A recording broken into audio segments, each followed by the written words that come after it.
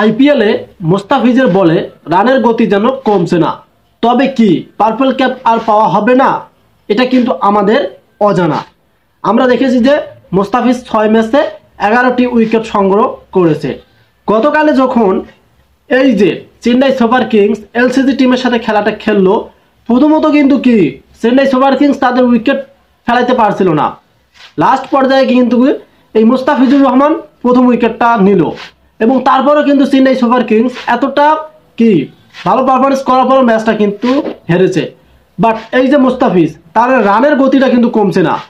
4 ওভারে যেখানে 20, 18, 24, 30 এরকম রান আশা করা প্রয়োজন ছিল, সেক্ষেত্রে 40+ রান কিন্তু দিচ্ছে মুস্তাফিজ।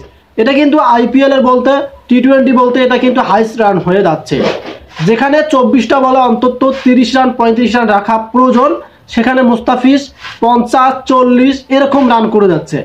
তার মানে আমরা দেখতেছি মুস্তাফিজের রানের গতিটা কমছে না, দিন দিন ইকোনমিটা বাড়তেছে। আর এরকম ইকোনমি বাড়লে কিন্তু কি ব্যাটাররা এমনিতেই সুযোগ পেয়ে যায়। আর মুস্তাফিজ কিন্তু পুনরায় চেষ্টা করতেছে পার্পল ক্যাপটা ফিরে পেতে, বাট সেটা হয়তো আর তার হবে না, কারণ এখন পর্যন্ত বুমরা, চাহাল এটা কিন্তু মোস্তার আগে রয়েছে।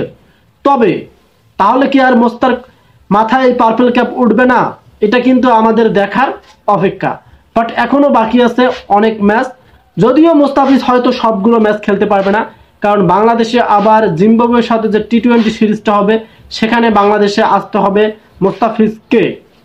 এই যে চেন্নাই সুপার কিংসের হয়ে খেলতেছেন মুস্তাফিজ, তার যে পারফরমেন্সটা, তবে কিন্তু তিনি তার বেস্টটা দেওয়ার চেষ্টা করতেছেন, বাট তার রানের গতিটা কমতেছে না। যদিও উইকেট পান প্রত্যেকটা ম্যাচে 1-2টা, বাট রানের গতিটা কমছে না। যদি রানের গতিটা কমতো তাহলে কিন্তু ইকোনমিটা আরো কমে আসতো। এই যে চেন্নাই সুপার কিংসের হয় এবার খেলতেছে, আপনাদের মতামত কি? মুস্তাফিজ কি আগের থেকে ভালো পারফরমেন্সটি করলো, না তার রানের গতিটা আরো বেড়ে গেল? আমরা এটা বুঝলাম যে তার রানের গতিটা বেড়ে গেল, কারণ আইপিএল এর মধ্যে এটা পসিবল। কারণ আইপিএল এর যে মাঠটা থাকে এটা কিন্তু সব ফ্র্যাঞ্চাইজি লিগের থেকে ছোট মাঠ, সে কারণে কিন্তু আমরা দেখে থাকি ব্যাটাররা অনেক সুযোগ পায় 6 মারার, বাউন্ডারি মারার।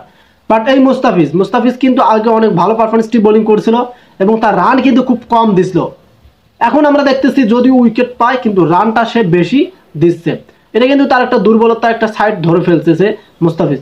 তবে আমরা কামব্যাক করে আশাই এটা যে মুস্তাফিজ যেন আবারও তার রানের গতিটা একটু কমায়, বোলিং আপের মাধ্যমে 6 বলে যেন ভালো বোলিং আপ করতে পারে এবং উইকেটের দিক থেকেও যেন সেরা হতে পারে। সো এই যে যারা মুস্তাফিজের জন্য ক্রিকেট খেলা দেখেন চেন্নাই সুপার কিংসের আইপিএলে, অবশ্যই আমাদের ভিডিওতে একটি লাইক করবেন। আর যারা আমাদের চ্যানেলের ভিডিওগুলো পছন্দ করেন তারা চ্যানেলটিকে সাবস্ক্রাইব করে রাখবেন। আর যারা ফেসবুক পেজ থেকে ভিডিওটি দেখলেন অবশ্যই পেজটিকে ফলো করে ভিডিওগুলো শেয়ার করে দেবেন।